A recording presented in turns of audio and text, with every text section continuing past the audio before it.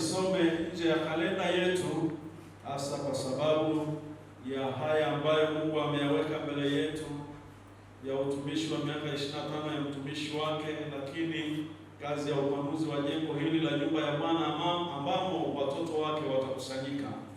Ninaomba nisome kutoka Mambo ya Nyakati wa Pili, ninasoma mstari wa 8, nitakoma na mstari wa 14. Na mimi ninawatangulia kusoma katika jina la Bwana. Basi mfalme akaamuru, nao wakafanya kasha, wakaliweka nje ya langoni pa nyumba ya Bwana. Wakapiga mbiu katika Yuda na Yerusalemu kumletea Bwana kodi aliyoiweka Musa mtumishi wa Mungu juu ya Israeli jangwani. Wakafurahi maakida wote na watu wote, wakaleta na kutia ndani ya kasha hata wakaisha.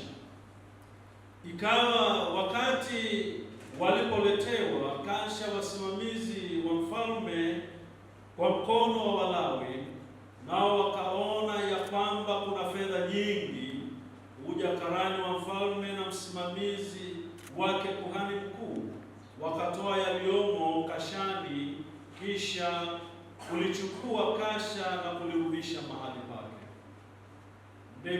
Ndivyo waliofanya siku kwa siku, wakakusanya fedha tele.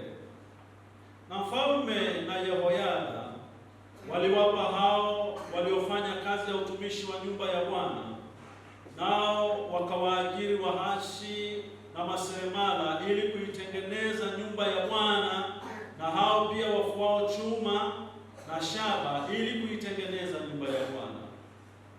Hivyo mafundi wakafanya kazi yao, nao wakaimaliza, wakaisimamisha nyumba ya Mungu kama ilivyopasa, wakaifanya imara. Nao walipokwisha, wakaleta mbele ya mfalme na Yehoyada fedha iliyobaki, vikafanyizwa kwavyo vyombo vya nyumba ya Bwana, vyombo vya utumishi, navyo vya kutolea, na miiko, na vyombo vya dhahabu na fedha.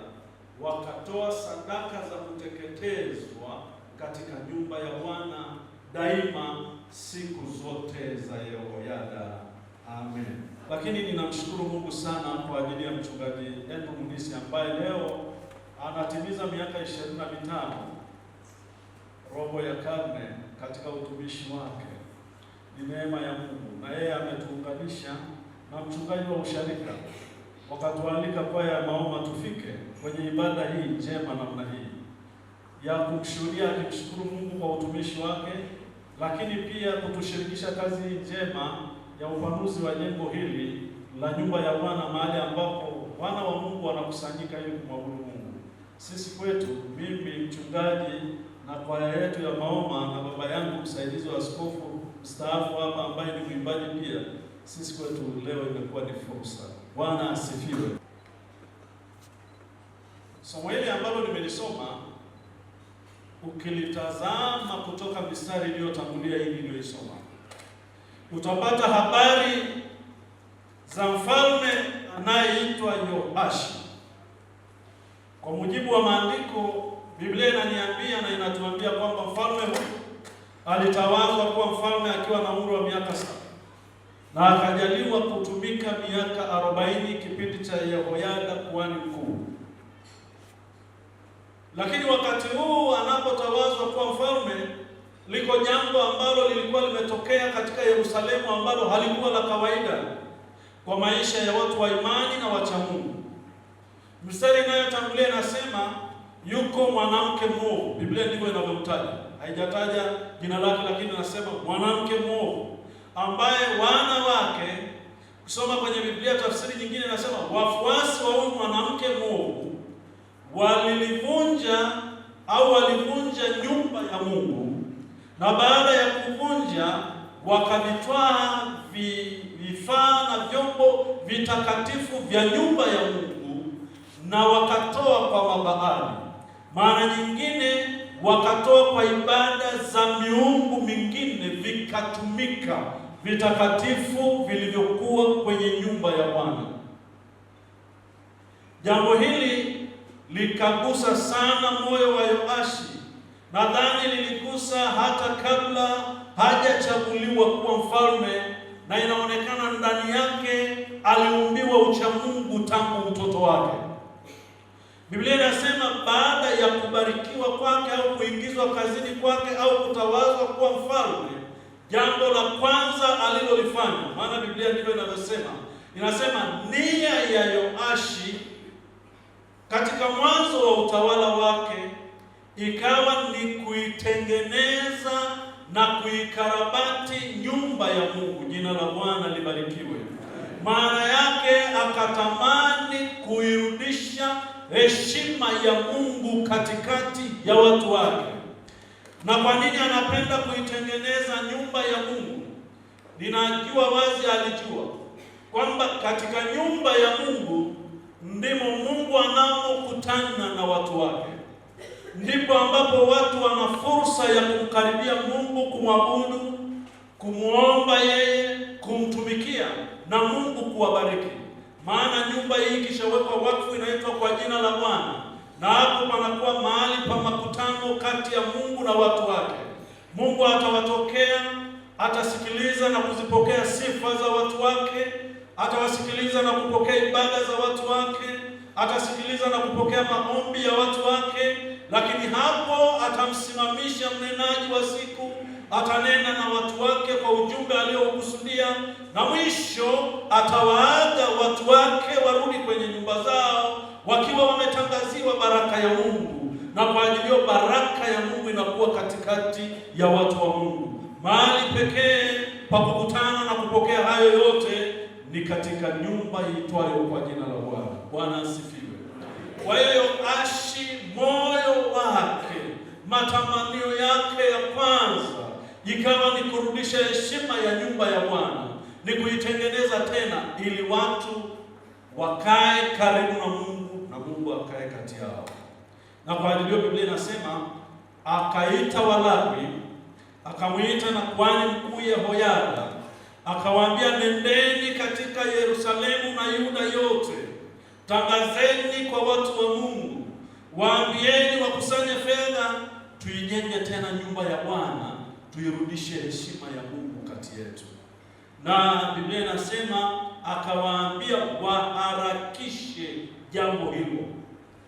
Kwa bahati mbaya, Biblia inasema Walawi hawakuliharakisha jambo hilo.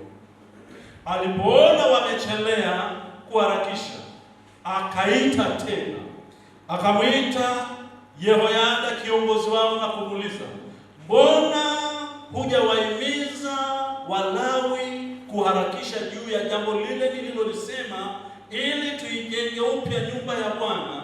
Maana hawa wana wa mwanamke mwovu wameibomoa nyumba ya Bwana na kuvitoa vitakatifu vya Bwana kwa mabahari. Sasa akatoa amri akasema, nendeni mkaharakishe jambo hili. Mstari niliyosoma sasa, Biblia inasema ndipo mfalme akaamuru. Na alipotoa amri, Biblia inasema wakatengeneza kasha. Kwa tafsiri nyingine, wakatengeneza sanduku la matoleo. Na sanduku hili la matoleo wakaliweka kwenye lango la kuingilia katika nyumba ya Bwana. Jambo lililofuata, Biblia inasema wakatoka sasa, wakapiga mbiu Yuda yote na Yerusalemu yote, kuwaita watu watoe matoleo kwa kazi ya nyumba ya Bwana. Na Biblia inaniambia watu waliposikia mbiu hiyo, Biblia inasema wakafurahi, maakida wote. Maakida tunaweza tukasema ni wakuu, ni viongozi wa watu. Wakafurahi wote, na watu wote wakafurahi. Wakaanza utoaji wa sadaka kwa ajili ya nyumba ya Bwana. Na hapa ninaomba tuone jambo moja kabla sijavuka. Nilikuwa ninatazama kule mwanzoni, aliposema na Yehoyada na Walawi, Walawi wakaenda wakalala. Watu wanaoongozwa na Walawi na wale wakuu wa maakida hawakufanya chochote.